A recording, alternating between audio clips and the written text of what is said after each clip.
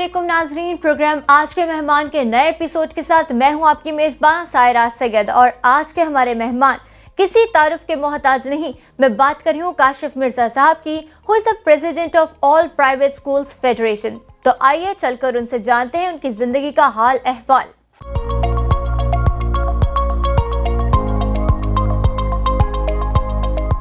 अस्सलाम वालेकुम सर, कैसे हैं आप? वालेकुम सलाम जी, बहुत शुक्रिया आपकी तशरीफ आवरी का। Thank you so very much sir. Sir सबसे पहले मैं आपसे ये पूछना चाहूँगी कि ऑल प्राइवेट स्कूल्स फेडरेशन होती क्या है या है क्या? देखें, all Pakistan private school federation is basically a federation to represent all Pakistan private school. हमारे पास we have 2,07,000 plus private school पूरे पाकिस्तान के अंदर। इसमें एलीट क्लास से लेके लो कॉस्ट स्कूल तक सब शामिल हैं। और where as we also represent more than 300 national associations of private school. तो it's a single largest only federation to represent Pakistan private school. तो इसमें हमारे पास 15 लाख से ज़्यादा असातिज़ा इसमें इन तालीमी इदारों में तालीम के ज़ेवर से बच्चों को रास्ता कर रहे हैं। Where as We are also catering 26.9 million students जो हैं, 2,69,00,000 ये बच्चे हैं जो कि इन हमारे तालीमी इदारों में पढ़े। तो we are proud of that कि हमारे पास पाकिस्तान के अंदर गवर्नमेंट का हमने लगभग कोई 60% जो है वो लोड हम शेयर कर रहे हैं। और हमें फ़ख्र है कि हमारे बच्चों ने, हमारे तालीमी इदारों ने, टीचर्स ने अपनी क्वालिटी के साथ अपनी हैसियत जो है वो बनवाई है। सर बचपन से लेकर यहाँ तक का सफ़र कैसे मुमकिन हुआ? देखिए, I am so much lucky कि हमें एक जॉइंट फैमिली है और जिसमें मैं और मेरे साथ हम 2 भाई मेरे हैं, हम 3 भाई हैं। और माँ बाप की ख़ास मोहब्बत और शफ़क़त हर बच्चे को मिलती है। बट आई पर्सनली फील कि हमें शायद बहुत अच्छी माँ बाप इसलिए मिले कि आज के दौर में हम अपने आप को जब कंपेयर करते हैं उन माँ बाप से, तो आज का माँ बाप जो है उसके पास शायद उसकी टाइमिंग के हवाले से देखा जाए फुर्सत शायद नहीं है। लेकिन हमारे माँ बाप ने यकीनन हमारी एज के जितने भी लोग हैं उनके माँ बाप को ज़्यादातर ऐसे वालिदैन मिले जिन्होंने तरबियत पे, तालीम पे भरपूर तवज्जो दी। बिल्कुल, आई एग्री। यही वजह है कि हम देखते हैं आज हमारी माएँ, बहनें, बेटियाँ हमारे वक्त की माओं से बहुत ज़्यादा पढ़ी लिखी भी हैं। लेकिन मैं अमूमन अपनी उन माओं, बहनों, बेटियों को कहते हैं हमारे घर की भी हैं कि ये गूगल माएँ हैं, यहाँ इनके पास हर चीज़ की रेसिपी है गूगल के ऊपर। लेकिन जो तरबियत हमारी बुज़ुर्गों में टाइम के हवाले से वो देती थी, उसकी वजह है कि हम आज अल्लाह ने जो तरक्की दी, मुकाम दिया, शायद वो उन माँ बाप की अटेंशन और अल्लाह की मेहरबानी से। तो वो बचपन स्कूल, कॉलेज, यूनिवर्सिटी से होते हुए I am proud of that कि मुझे government college, FC college, Punjab university जैसे तालीमी अदारों में पढ़ने का मौका मिला, अच्छे असातिज़ा से पढ़ने का मौका मिला। फिर उसके बाद तालीम को सिर्फ़ और सिर्फ डिग्री हासिल कर लेने के लिए नहीं सोचा। और यकीनन आज MA इंग्लिश मैंने किया, इकनॉमिक्स में मैंने मास्टर्स किया, फिर बिज़नेस एडमिनिस्ट्रेशन में किया। जब मैं पंजाब यूनिवर्सिटी में था तो उस वक्त से शौक़ था कि स्टूडेंट लाइफ में एक्टिव लाइफ गुजारने का। तो मैं पंजाब यूनिवर्सिटी में उस वक्त MSF थी, उसका मैं प्रेसिडेंट था। और उसका फिर शायद मेरी प्रैक्टिकल लाइफ के अंदर भी बहुत असर हुआ। जैसे ही यूनिवर्सिटी से पास आउट हुआ तो सच्ची बात ये है कि हमारे अच्छी नौकरी क्या बुरी नौकरी भी नहीं मिलती थी। तो वो हालात उसमें भी ऐसे थे, आल्दो कि आपके पास 3 मास्टर्स हों, इंग्लिश, इकनॉमिक्स, बिजनेस एडमिनिस्ट्रेशन, और आपके पास फील्ड में और कोई अपॉर्चुनिटी ना हो। इसका मतलब ये नहीं है कि आम नकम्मे थे, इसका मतलब ये था कि ये निज़ाम और ये सिस्टम ऐसा था जो कि काबिल लोगों की शायद कदर नहीं कर रहा था। सर तो जैसे हर बच्चा जब पैदा होता है या तो माँ बाप स्टैंप लगा देते हैं डॉक्टर, इंजीनियर की, या खुद से भी इंसान का एक शौक होता है बच्चे का, तो आपने भी क्या सोचा हुआ था कि आपने इसी फील्ड में आगे परसू करना करियर? अच्छा, मैं आपको ये बात बताऊँ, ये बाकी हमारे बहुत बुरा कल्चर है, बदनसीबी है हमारे कि हम ट्रेंड फॉलोअर्स हैं। हम हमारी जो प्लानिंग एंड डेवलपमेंट का जो मिनिस्ट्रीज़ हैं उन्होंने शायद प्रॉपर उस पर कभी काम करना सोचा ही नहीं। ये बदनसीबी है कि तालीम को इन 75 सालों के अंदर डिलिबरेटली जो है इग्नोर किया गया। शायद मेरा शुरू से, बचपन से मेरा शौक़ फ़ौज में जाने का था। मैं चाहता था कि एक आर्मी ऑफिसर बनूं। बट अनफॉर्चुनेटली किसी ने मुझे शायद प्रॉपर उस वक्त गाइड नहीं किया। मेरी आई साइट थोड़ी सी वीक हो गई, तो मुझे किसी ने नहीं कहा कि आप विद ग्लासेस भी आर्मी ज्वाइन कर सकते हो। तो बट अगेन मेरी ख्वाहिश थी कि मैं आर्मी ज्वाइन करता।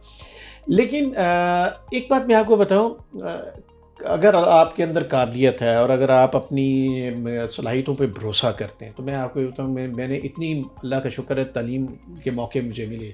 मैंने ज़िंदगी में जॉब नहीं कोई की, और जॉब ना करके, अगर मैं प्रॉब्लम हमारे एजुकेशन सिस्टम में ये है कि ये हमारे बड़ा खूबसूरत और अच्छा और आला किस्म का एक क्लर्क पैदा कर देता है। आप चाहे बहुत बड़े ऑफिसर भी हों, आप एक रवायती किस्म के वही क्लरिकल और स्टीरियोटाइप काम कर रहे होते हैं। ज़रूरत है इस पाकिस्तान को अच्छे manager. Pakistan is not a poor country, unfortunately is poorly managed. हमारे right person on right job, ये अगर जब तक नहीं आएगा, एंटरप्रेन्योर स्किल्स हम अपने बच्चों को नहीं देंगे, उनकी सोचों को नहीं बदलेंगे। देखें, हर बंदा जो है उसके अंदर कुछ ऐसी काबिलियत हैं जो आपके मुल्क को, आपके लोगों को, आपके अपनों को, बल्कि आपको खुद बहुत सा फ़ायदा दे सकती है। ज़रूरत है एक ऐसे एजुकेशन सिस्टम की जिसमें हम अपने बच्चों की सलाहियतों को एक्सप्लोर करें। हर बच्चे के अंदर कोई ना कोई खूबी है। कोई अच्छा आर्टिस्ट है, कोई अच्छा म्यूजिशियन है, कोई अच्छा फिलोसोफर है, कोई अच्छा डॉक्टर है, इंजीनियर है, कानूनदान है, प्लेयर है, क्रिकेटर है, इवन के आप देखें आर्ट से रिलेटेड बहुत सी चीज़ें, कोई अच्छा शायर है। प्रॉब्लम ये है कि हमने कुछ चीज़ों को ट्रेंड बना दिया। एक अच्छा डॉक्टर होगा तो वही काबिल है, या अच्छा इंजीनियर होगा तो वही काबिल है। हमें देखना है आने वाले अगले 25 सालों में या 50 सालों में इस मुल्क को आईटी में कितने लोगों की ज़रूरत है, प्रोफेशनल कितने चाहिए, मैनेजमेंट में कितने चाहिए, स्किल्स डेवलपमेंट में कितने चाहिए, हमें आर्टिफिशियल इंटेलिजेंस में कितने चाहिए। दुनिया को एक्सप्लोर करें, दुनिया किस तरह से सोच रही है। हम आज तक चूंकि कॉलोनियल सिस्टम क्या, वो जो गोरा तो चला गया यहाँ से, अंग्रेज़ अपने पीछे काले अंग्रेज़ छोड़ कर गया है। वो काले अंग्रेज़ जो ब्यूरोक्रेसी के अंदर हैं या जो हमारी जागीरदाराना पॉलिटिकल सिस्टम के अंदर हैं, उन्होंने इस माशरे को डेवलप नहीं होने दिया, रिफॉर्म्स नहीं होने दी। नतीजा ये है कि आज 25 करोड़ की आबादी, 65% यूथ, और हाल ये हो चुका है कि हम $1 बिलियन के लिए IMF के और दीगर जो फाइनेंशियल इंस्टीट्यूशंस हैं उनसे मिन्नतें कर रहे थे, जबकि हमारे यहाँ पे 97% आज भी नेचुरल रिसोर्सेज अनएक्सप्लोर्ड है।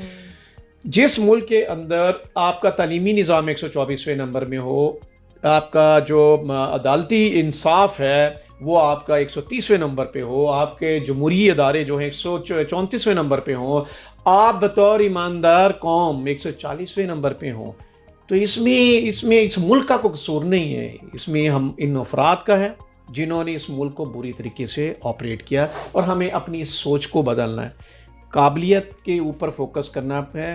देखें, तालीम तरबियत के बगैर जब हमने की, नंबर गेम जब हमने दिया, नतीजा ये निकला कि हमारा नौजवान तरबियत से आरी हुआ।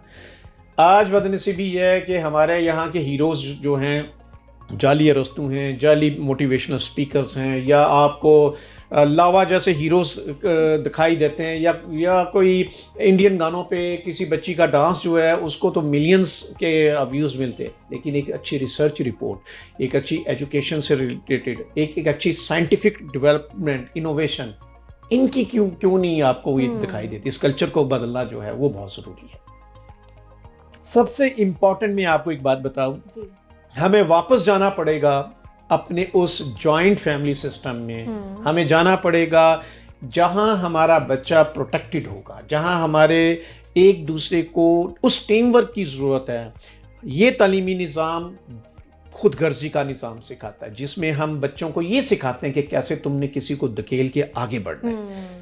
हमें एक ऐसे निज़ाम की ज़रूरत है जिसमें बच्चे को ये सिखाया जाए कि माशरे में खुशियाँ कैसे बांटनी है, कैसे कामयाबी का मतलब लोगों को हाथ पकड़ के अपने साथ आगे लेके जाने में है। सही।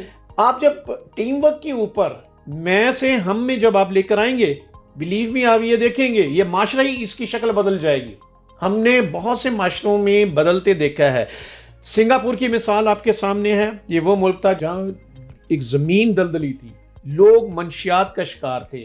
आपने वो देखा कि चंद सालों के अंदर वो इस वक्त दुनिया के नंबर 1 कंट्रीज में है, जिसका अकेला जीडीपी जो है वो अमेरिका से और बहुत से डेवलप कंट्रीज से ऊपर है। बिल्कुल है। क्योंकि उन्होंने एक कमिटमेंट की, उनके पास कोई रिसोर्सेज नहीं, लेकिन उन्होंने रिसोर्सेज अपने अफराद को बनाया, कमिटमेंट को बनाया, प्रोफेशनलिज्म को बनाया। आज पाकिस्तान को बहुत सख्त ज़रूरत है ग्रास रूट लेवल से यूनिवर्सिटी लेवल की एजुकेशन के अंदर हम अपने बच्चों को काबिल बनाएं, स्किल्स उनको डेवलप करें। हमें डिग्रियां उस वक्त तक कुछ नहीं दे सकेंगी जब तक हमारा बच्चा हकीकी मानों में फील्ड के अंदर आके कंट्रीब्यूट नहीं करेगा। Exactly, I agree. और सबसे इम्पॉर्टेंट चीज़ मैं आपको एक बात बताऊँ, ये कोई फील्ड अच्छी बुरी नहीं होती। असल चीज़ होती है कि आपने उसमें कंट्रीब्यूट कितना किया। तो पाकिस्तान के अंदर बहुत ज़्यादा रिफॉर्म्स की ज़रूरत है हर शोबे में, ख़ास तौर पे आपको एजुकेशन में, आपको हेल्थ में, आपको जस्टिस सिस्टम के अंदर, पॉलिटिकल सिस्टम के अंदर रिफॉर्म्स की ज़रूरत है। पाकिस्तान का जो अब तक मैंने तो जो अपनी इतनी ज़िंदगी में सीखा है वो निचोड़ ये है कि शायद हमारा जो डेमोक्रेटिक सिस्टम है इसके अंदर इसको इंटायरली रिफॉर्म करने की ज़रूरत है। जो हमारा जो पॉलिटिकल सिस्टम मौजूद है इसको रिप्लेस करने की ज़रूरत है प्रेसिडेंशियल सिस्टम के साथ। एक ऐसा सिस्टम जिसमें मुतनासिब नुमाइंदगी हो, जिसमें डेमोक्रेसी की जब हम बात करते हैं तो उसमें जो मौजूदा निज़ाम है ये जागीरदाराना निज़ाम। इसमें आप देख लें हमारी 8-10 बड़ी जितनी पॉलिटिकल पार्टीज़ हैं इनकी आगे नस्ल दर नस्ल जो है वो सिस्टम है, इसमें काबिलियत वाले लोगों की गुंजाइश ही नहीं। आपके साथ जब तक भुट्टो नहीं लगा या शरीफ नहीं लगा या आपके साथ जरदारी नहीं लगा या आपके साथ वली फैमिली नहीं लगी या आप कोई भी अगर आप फैमिलीज देखें उन्हीं की 3-3 नस्लें जो हैं आगे आ चुकी हैं। तो एक ऐसा निज़ाम जिसमें आप करोड़ों रुपए के साथ भी आप पॉलिटिकल सिस्टम के अंदर एंटर नहीं हो सकते खर्चने के बाद, तो वो तो इसका मतलब है आपका मेनली तो वो लोग जो आपके इंटेलेक्चुअल हैं, जो आपके कंट्रीब्यूटर्स हैं, जो आपके इनोवेटर्स हैं, उनकी तो फिर कहीं पे कोई गुंजाइश नहीं रहती। तो ये एक बहुत बड़ा एक अलमिया है। Sir, what's the key toward success? इसका जवाब लेंगे नाज़रीन हम लोग इस शॉर्ट ब्रेक के बाद। Don't go anywhere, stay tuned with us.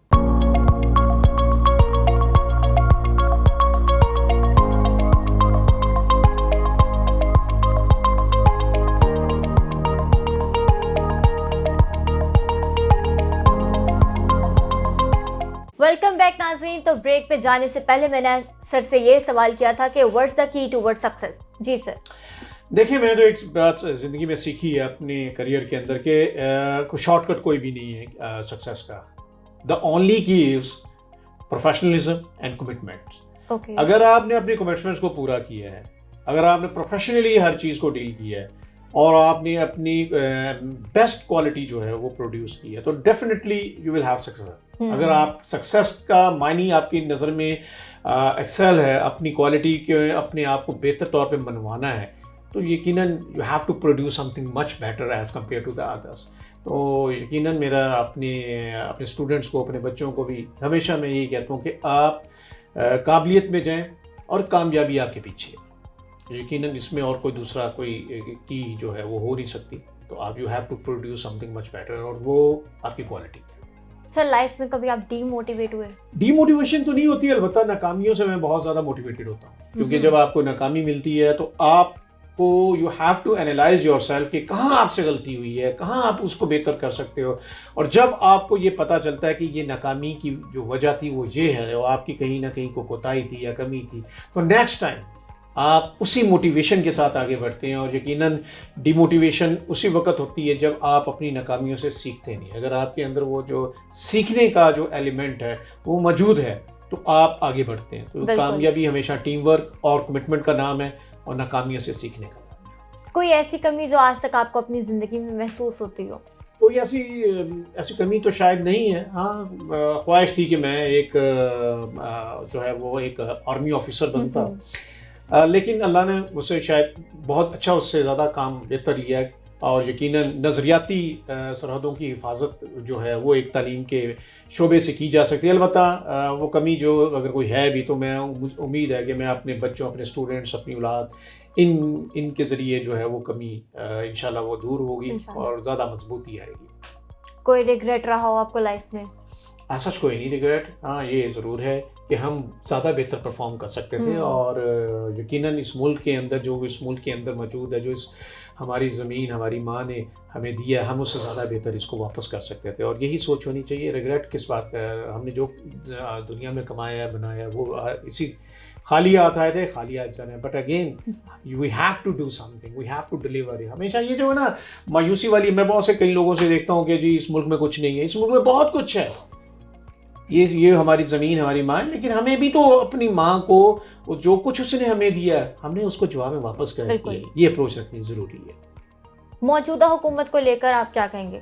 मैं मौजूदा हुकूमत या इससे माजी की 75 साल की जितनी भी हुकूमतें हैं इनको मैं क्या कहूँ, जब तक जागीरदाराना एक निज़ाम हुकूमत है, जमहूरियत है, ये डिलीवर नहीं कर सकते। इसकी जगह किसी को भी आप बैठा देंगे, चाहे आप फरिश्ता भी ला के बैठा देंगे, इस निज़ाम के अंदर ना आप ग्रो कर सकते हैं ना आप डिलीवर कर सकते हैं। आपको फोकस करना पड़ेगा रिफॉर्म्स के ज़रिए, आपको फोकस करना पड़ेगा सदारती निज़ाम के ज़रिए। वही मेरा ख्याल है इस मुल्क के मसाइल का बेहतर हल कर सकते हैं।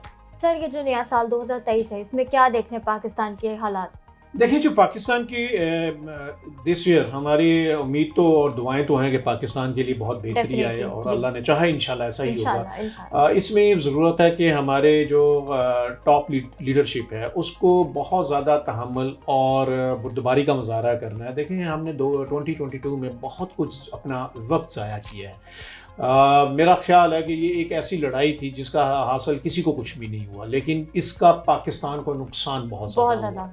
इस वक्त हम $130 बिलियन के जो हैं मकरूज़ हैं। ये हमारी कामयाबी नहीं। जब मैं अपने प्राइम मिनिस्टर को ये देखता हूँ, वो पूरी दुनिया में जाता है और जाके $1 बिलियन के लिए एक तरह की भीख मांग रहे होते हैं, तो एक बाहसीत पाकिस्तानी एक कौम के लिए ये अफसोस की बात है। और ख़ास तौर पर जब हमारे कैबिनेट मिनिस्टर ये कह रहे होते हैं हमने बहुत बड़ी कामयाबी की, हमने इतना कर्जा इकट्ठा कर लिया, हमने फ़लाँ कंट्री जो है और फ़लाँ जो फाइनेंशियल डोनर एजेंसीज़ हैं उनसे हमने इतना कर्जा इकट्ठा किया।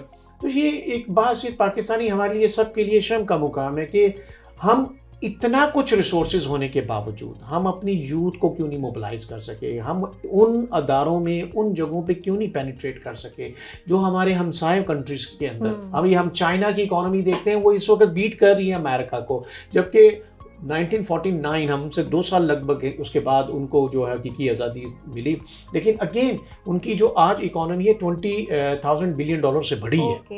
और आज भी पाकिस्तान की इकोनॉमी जो है वो मुश्किल जीडीपी हम देखते हैं तो 380 के नज़दीक दिखाई देता है, कभी कम हो ज़्यादा। और अगर आप इंडिया को भी हम देख लेते हैं तो इंडिया की जो इस दुनिया की 5वीं बड़ी इकोनॉमी बन गई है। तो पाकिस्तान के अंदर पोटेंशियल है। 2075 में जाके ये तवक्को की जा रही है कि पाकिस्तान जो है वो शायद पहली 10 बड़ी इकोनॉमीज़ में शामिल हो सकता है। लेकिन आप ये देखिए, after 50 year, more than 50 year, तो ऐसा क्यों है कि हमारे पास हर रिसोर्सेज हो और हम आज भी अपनी इकोनॉमी को बूस्ट ना कर सकें। ज़रूरत है कि अब हमें अपनी नस्लों का सोचना चाहिए। मैं 2 चीज़ों के ऊपर ज़रूर गुजारिश करूँगा। एक, अपने एजुकेशन सिस्टम को रिफॉर्म करें, और वो है तालीम और तरबियत के साथ। हमने नंबर गेम में अपने बच्चों को खुदगर्ज़ निज़ाम दे दिया जिसमें गिरा के आगे बढ़ना सिखाया। बच्चे के पास स्किल नहीं है, हमें उनको स्किल देनी है और एकेडमिया और इंडस्ट्री को जो है वो लिंक अप करना है।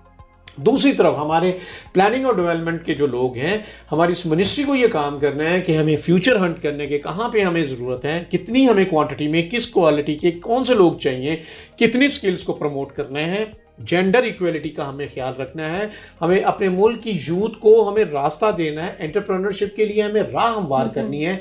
देखें, अब तो हमारी नेशनल सिक्योरिटी काउंसिल के अंदर भी आपकी जो नेशनल इकोनॉमी है, जो आपकी कौमी सलामती है, वो लिंक्ड अप हो गई है मैशत के साथ। तो जब आपकी मैशत जब कंप्रोमाइज़ होती है तो आपकी नेशनल सिक्योरिटी कंप्रोमाइज़ होती है।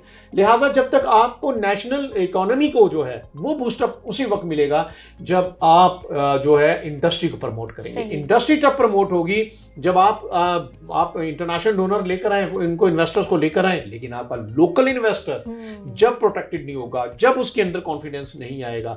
रजीम चेंज होती रहती है, रजीम चेंज होने से आपकी इकोनॉमी डिस्टर्ब नहीं होनी चाहिए। तो यकीनन मैं ये समझता हूँ कि इस लम्हे में हमें 2023 इसके साथ हमें लॉन्ग टर्म प्लानिंग भी करनी है, हमें शॉर्ट टर्म प्लानिंग भी करनी है, और वो इकोनॉमी की मजबूती के साथ करनी है। गवर्नमेंट वैसे आपके साथ कोऑपरेट या कोऑर्डिनेट करती है? देखिए, बहुत सी चीज़ों में हम गवर्नमेंट से इंटैक्ट होते हैं, कोऑपरेशन होता है, लेकिन बहुत सी चीज़ों में वो इस चीज़ की जहमत भी नहीं करते। जब आप पॉलिसीज़ जो हैं बंद कमरों में, ड्राइंग रूम्स में बैठ के बनाएंगे, आप स्टेक होल्डर्स को ऑन बोर्ड नहीं करेंगे, एतमाद में नहीं लेंगे, तो नतीजा ये निकलेगा कि आपके पास जो है वो जो इनपुट आ रहा है वो दुरुस्त नहीं होगा। देखें, हमें बहुत ज़रूरत है अपने जो अदल के निज़ाम के अंदर रिफॉर्म्स लाने की। आज भी बदनसीबी ये है कि पाकिस्तान के अंदर लगभग जो है वो 27-28 लाख के करीब केसेस हैं पूरे पाकिस्तान में जो डिस्ट्रिक्ट जुडिशरी के अंदर पेंडिंग है। हमारे पास इसी तरीके से हाई कोर्ट्स के अंदर जो हैं केसेस, जो सुप्रीम कोर्ट के अंदर जो केसेस हैं, एक बहुत बड़ा बैकलॉग है। रिफॉर्म्स चाहिए, सस्ता और जल्द इंसाफ चाहिए। अगर आपका इंसाफ को सालों में मुहित है तो यकीनन ट्रस्ट डेफिसिट आएगा। आपका निज़ाम अदल अच्छा हो जाए, आपका निज़ाम तलीम अच्छा हो जाए, ये दो चीज़ें अगर आपकी हो जाए तो यकीनन इससे शऊर होगा और करप्शन में कमी आएगी। और जब आप फैसिलिटेट करेंगे इंडस्ट्री को तो यकीनन एंटरप्रेन्योरशिप प्रमोट होगी और फिर इस मुल्क के बहुत से मसाइल जो हैं वो हल होंगे। फिर मैं ये कहूँगा कि जैसे आपको एक नेशनल लेवल के ऊपर एक सदारती निज़ाम की मौजूदगी में जब नीचे ग्रासरूट लेवल तक वो प्रोविंसेस को इख्तियारात मिले, इख्तियारात के बाद जो नीचे जो है आपकी डिस्ट्रिक्ट गवर्नमेंट्स को इख्तियारात उसके नीचे मिले, तो यकीनन आपका पूरा पाकिस्तान जो है उससे फ़ायदा मंद होता है। हमने देखा माजी में भी कि डिस्ट्रिक्ट गवर्नमेंट्स के अंदर बड़ा ज़बरदस्त प्रमोशन हुआ और तरक्की जो है ग्रासरूट लेवल तक की। तो सर कौन सी गवर्नमेंट ने आपको सबसे ज़्यादा कोऑपरेट आपके साथ किया, क्या कोऑर्डिनेट किया? देखिए मैं इसको दूसरी एंगल से देखता हूँ। पूरे पाकिस्तान की 75 ईयर की अगर हम तारीख उठा के देते हैं, आल्दो मैं बहुत ज़बरदस्त हामी हूँ जमहूरियत का और जमहूरी इदारों की मजबूती का, बट अगेन जब मायूसी होती है अगर हम स्टैट्स देखते हैं तो आपको दिखाई देता है कि आल्दो के डिक्टेटरशिप या फौजी जो आमरीत जिसको हम कहते हैं, जब उसकी अंदर वो अच्छी चीज़ नहीं है। लेकिन हम यही देखते हैं कि जब फोकस्ड होता है, जब इख्तियारात चंद लोगों के हाथों में आते हैं तो तरक्की का लेवल भी है।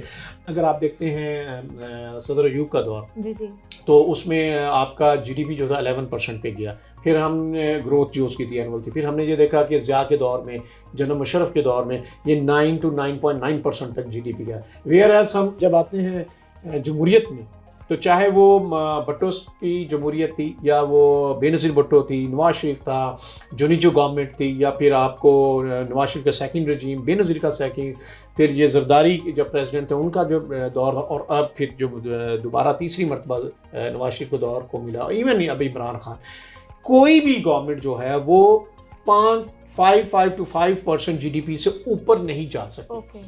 तो क्या वजह है? इसकी वजह यह है कि जो मौजूदा जो हमारा डेमोक्रेटिक सिस्टम है, जिसके अंदर जगीरदाराना निज़ाम है, जिसके अंदर मुख्तलिफ पार्टीज़ की ब्लैकमेलिंग है, नतीजा ये होता है कि आप एक तरह की ब्लैकमेलिंग का शिकार होते हैं और वो ऑप्टिमम यूज़ जो अपने रिसोर्सेज का कर सकते थे वो आप नहीं कर पा रहे। लिहाजा एक तो ज़रूरत इस बात की है कि हमें ये देखना है कि कौन सा निज़ाम जो है हुकूमत उसकी मौजूदगी में पाकिस्तान ग्रो कर सकता है। यकीनन अच्छा, कुछ लोग ये कहते हैं जी अयूब का जो दौर था तो वो तो सदारती निज़ाम वो फेलियर था। नहीं, वो फेलियर नहीं था। उसी में तो आपकी जो इंडस्ट्री प्रमोट हुई थी और उसी में आपको ज़रूरत पड़ी थी कि मैक्सिमम आप इंडस्ट्री की फुटिंग करते। एक्चुअली प्रॉब्लम ये है कि जो आमरीत का दौर है उसको आप सदारत का दौर नहीं कह सकते। सदारती निज़ाम वोटों के ज़रिए आता है, मुतनासिब वोटों के ज़रिए आप एक कैंडिडेट को प्रेसिडेंट चूज़ करते हो और फिर वो प्रेसिडेंट आज़ाद होता है कि अपनी कैबिनेट चूज़ करता है। अब वो कैबिनेट किसको चूज़ करता है?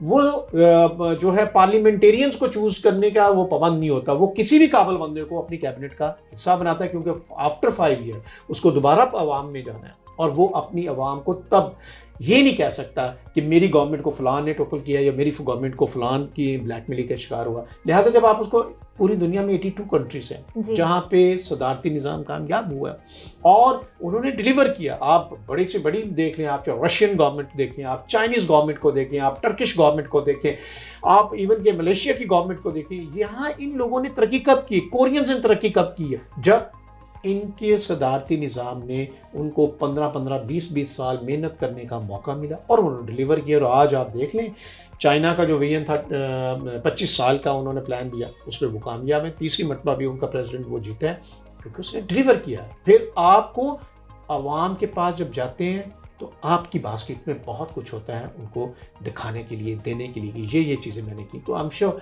कि कोई भी एक अच्छा लीडर इस मुल्क को अगर मैसर आ गया तो यकीनन ये मुल्क बहुत पोटेंशियल है, बहुत आगे जाएगा इंशाल्लाह ताला। सर आपकी बातें इतनी अच्छी हैं, इतनी इंटेलेक्चुअल थिंकिंग है। नाज़रीन, यहाँ वक्त हुआ है ब्रेक का। ब्रेक के बाद हम करेंगे हमारा रैपिड फायर राउंड। कहीं नहीं जाना, we will be right back.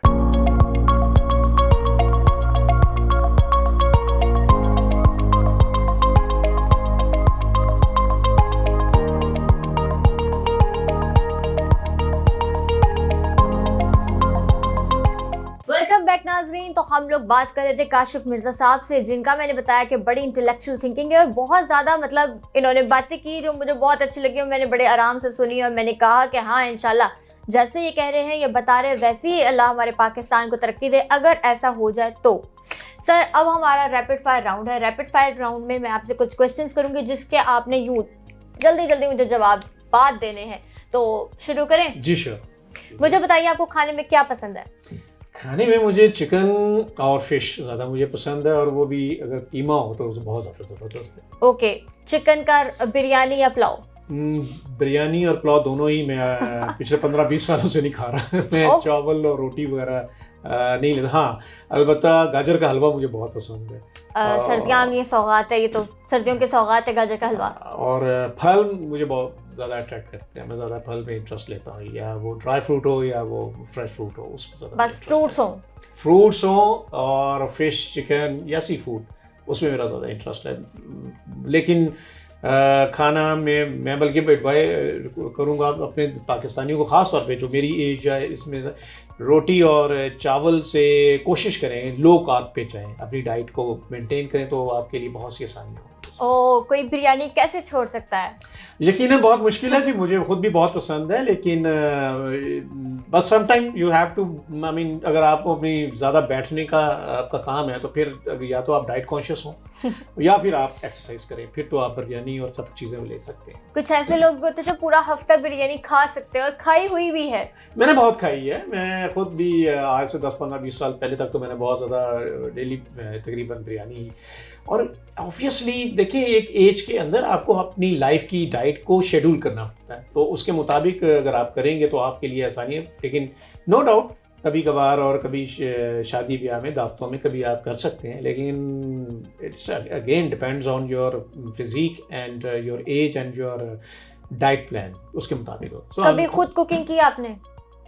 मैं बड़ा ज़बरदस्त चीज़ बना लेता हूँ कुकिंग में। मुझे अंडा बॉईल करना आता है, चाय बनानी आती है, कॉफ़ी बनानी आती है, मैगी नूडल्स बनाने आते होंगे। तो बाकी आई एम ब्लेस्ड विद, मेरी बीवी बड़ी अच्छी है जो बहुत सी चीज़ों में मुझे हेल्प आउट करती है। मेरे ऑफिस के अंदर मेरे साथ मेरे कलीग्स बड़े अच्छे हैं जो मुझे बहुत मौका देते हैं खाने पीने का, तो फिर कुछ चीज़ों में मैं ब्लेस्ड हूँ, मुझे बनी बनाई मिल जाती है। बनी बनाई मिल जाती है। कभी ऐसा हुआ है कुछ खाने का मूड हो और वो हाजिर हो गया आपके सामने? मरतबा हुआ है, I'm lucky one कि मैं अल्लाह से जो भी माशाल्लाह मैं सदके दिल से मांगता हूँ, और उसमें मुझे वो बहुत सी चीज़ें जो हैं वो ज़बरदस्त मिलती हैं। I'm really lucky। और ना सिर्फ खाने पीने में, बहुत सी चीज़ों में काफ़ी हद तक अल्लाह ने मेरी बहुत सी ख्वाहिशात को हमेशा कबूलियत बख्शी, तो मैं लकी।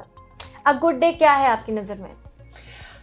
यस, ये बड़ा इंपॉर्टेंट है, हर एक की अपनी एक सोच होती है, लेकिन मेरे 2-3 चीज़ें में, एक तो जिस दिन मैं, मेरे माँ बाप चूँकि अल्लाह को प्यारे हो चुके हैं, तो जब मैं अपनी माँ बाप को मिलने जाता हूँ, उनको सलाम करने कब्रिस्तान जाता हूँ, मेरे लिए वो एक गुड डे है। और ऑब्वियसली हर साल का नया और अपनी बर्थडे का भी नया, मैं हमेशा सूरह यासीन के साथ एंड करता हूँ और उसका आगाज़ करता हूँ, तो ये एक थोड़ी सी ये मेरे लिए उस दिन ख़ास अट्रैक्शन होती है।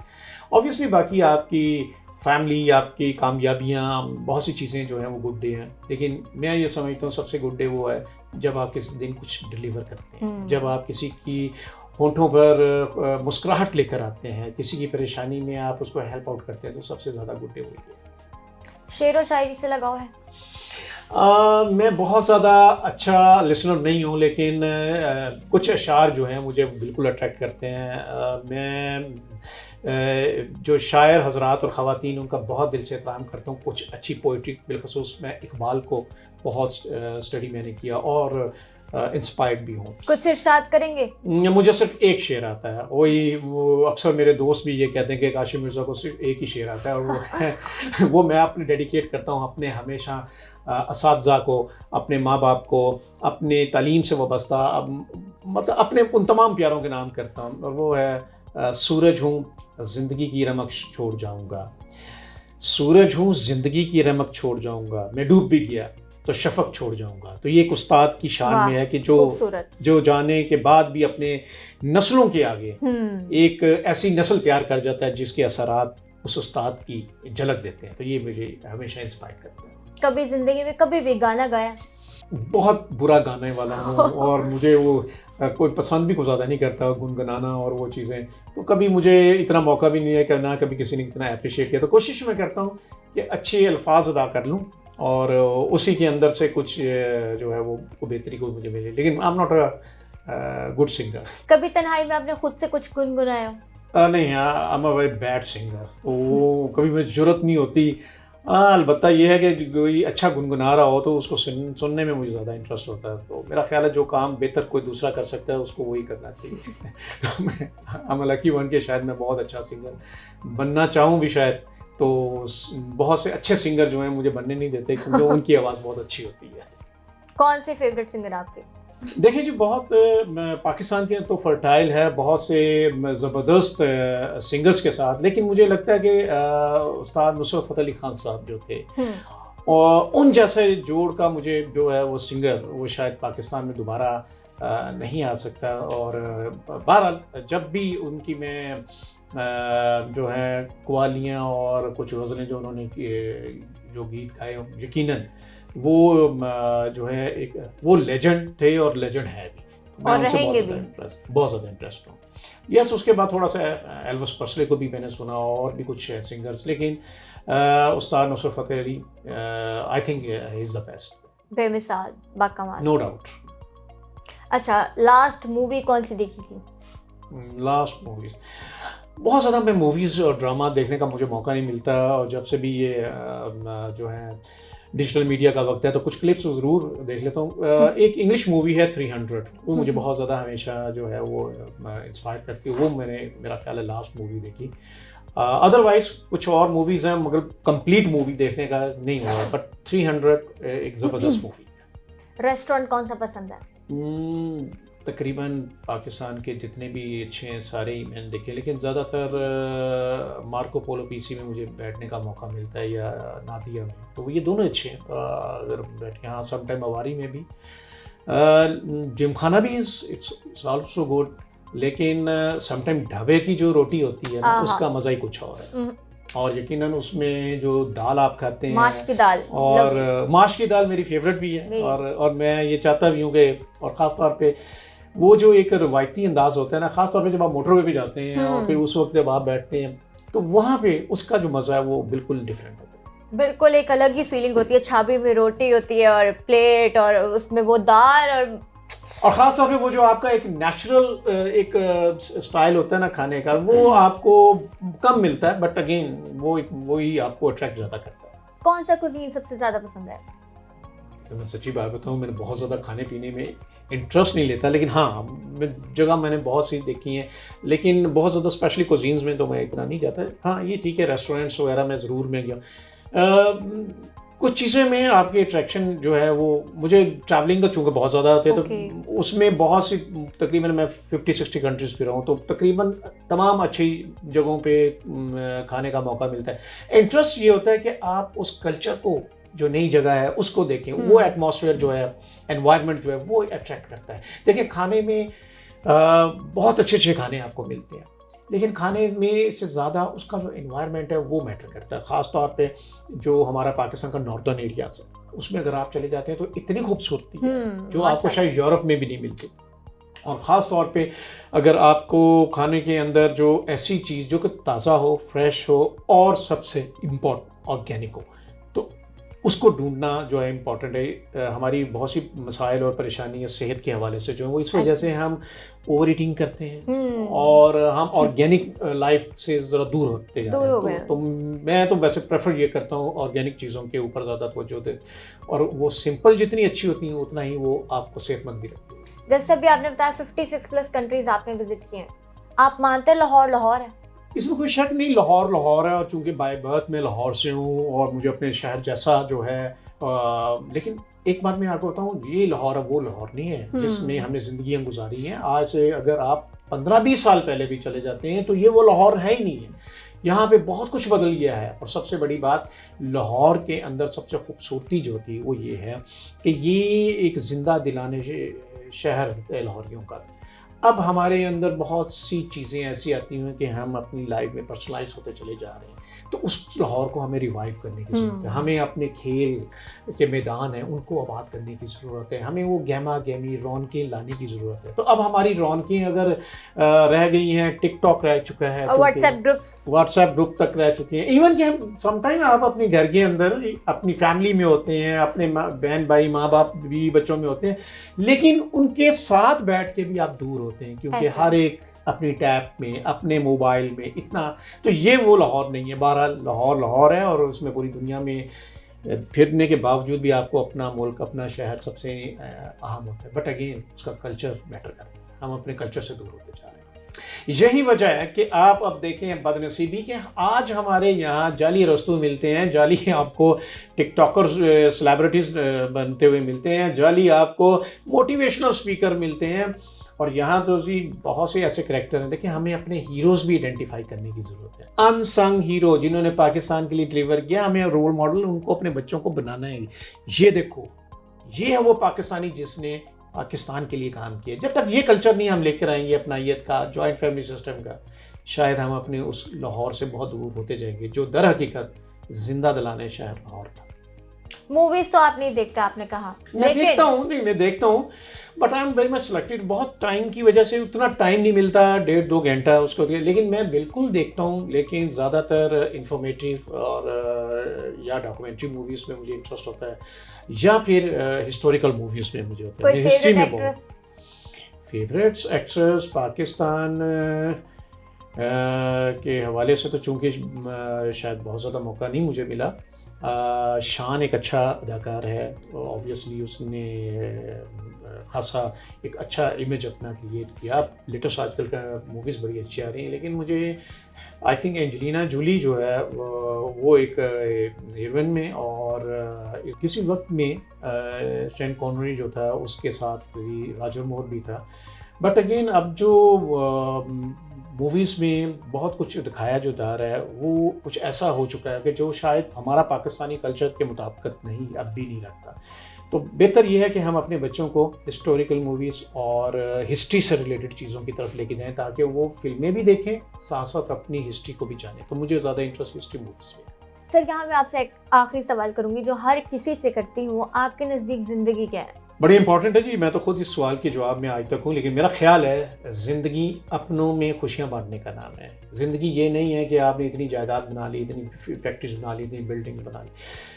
ज़िंदगी ये है कि आपके माँ बाप, बहन भाई, बीवी बच्चे, आपके अपने, आपके रिश्तेदार, दोस्त, अहबाब। और मैं तो ये बिलीव करता हूँ कि रिश्ता निभाने का नाम है। रिश्ते उसका नाम नहीं कि वो आपके खूनी रिश्ते हैं। बहुत से रिश्ते हमें अपने इर्द गिर्द मिलते हैं जो कि वो आपके खूनी रिश्ते तो नहीं होते, लेकिन आपके खूनी रिश्तों से ज़्यादा। तो मेरे ख्याल में जो ज़िंदगी रिश्ते निभाने में है और रिश्तों के तकद्दुस में है, एहसास में है। अगर आप एहसास किसी का करेंगे तो आपको लौट के एहसास मिलेगा। वो एहसास आपको अपनों में भी करना है, अपने रिश्तेदारों में, अपने प्यारों में, अपने इर्द गिर्द में, अपने मुल्क के लोगों में और अपने वतन से करना है। तो यही रिश्ता जो है, यही ज़िंदगी है। So thank you very much sir, आपने हमें अपना कीमती वक्त दिया। नाजरीन, ये था हमारा आज का प्रोग्राम। आपसे मुलाकात होगी इंशाल्लाह फिर एक नए मेहमान और एक नए एपिसोड के साथ। तब तक मुझे मेरी टीम को दीजिए इजाज़त। अल्लाह हाफिज़।